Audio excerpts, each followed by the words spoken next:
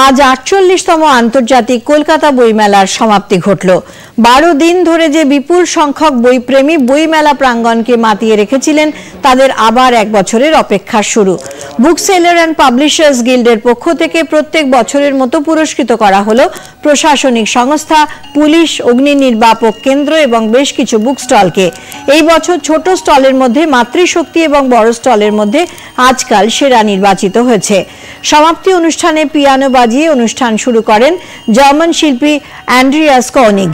উপস্থিত ছিলেন ফিরহাদ হাকিম, ব্রাত্য বসু, অরূপ বিশ্বাস প্রমুখ। ঠিক রাত ৯টায় ঘণ্টাধ্বনির মধ্যে দিয়ে শেষ হলো এবছরের বইমেলা। ডিজিটাল টেকনোলজির যুগেও আমার মনে হয় বই একমাত্র মানুষের বন্ধু।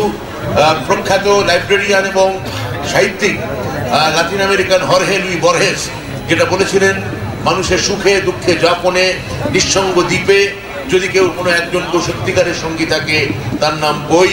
আমরা বাংলার মানুষ, আমরা সংস্কৃতিতে বিশ্বাস করি। সেই সংস্কৃতি ধরে রাখার জন্যে বই পড়াটা অত্যন্ত জরুরি।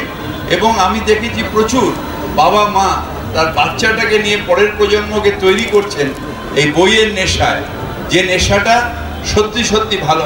অ্যাডিকশন অফ ওই মিডিয়া, মানে আমাদের টেলিফোনের অ্যাডিকশনটা খুব খারাপ। তার থেকে বই পড়তে পড়তে ঘুমিয়ে পড়লে সেই স্বপ্নটা যখন দেখে, এটা অনেক বড় ক্রিয়েটিভ। হ্যাঁ, আমাদের এই ১৩ দিনের মেলা গত বছরের থেকে একদিন কম। মোটামুটি এখনও পর্যন্ত, গতকাল পর্যন্ত যা ফুটফল হয়েছিল, প্রায় ২৩ লক্ষ মানুষ এই বইমেলা এসছেন। বই কেনা বেচা যা হিসেব পেয়েছি, প্রায় ২১ কোটি টাকার বই কেনা বেচা হয়েছে।